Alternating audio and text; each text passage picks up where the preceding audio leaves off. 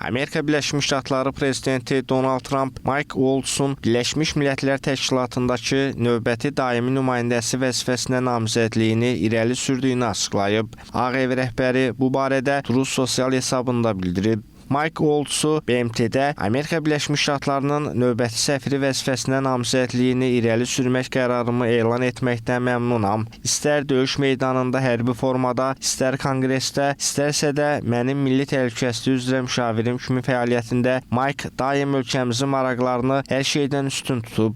Əminəm ki, o bu yanaşmanı yeni vəzifəsində də davam etdirəcək, deyə Trump bəyan edib. Amerika Birləşmiş Ştatları prezidentinin milli təhlükəsizlik üzrə müşavirinin vəzifələrini dövlət katibi Marco Rubio icra edəcək. O, eyni zamanda Dövlət Departamentinə rəhbərlik etməkdə davam etdirəcək. Biz birlikdə Amerikada və dünyada təhlükəsizliyin yenidən bərqərar olunması üçün yorulmadan çalışacağıq, deyə Trump vurğulayıb.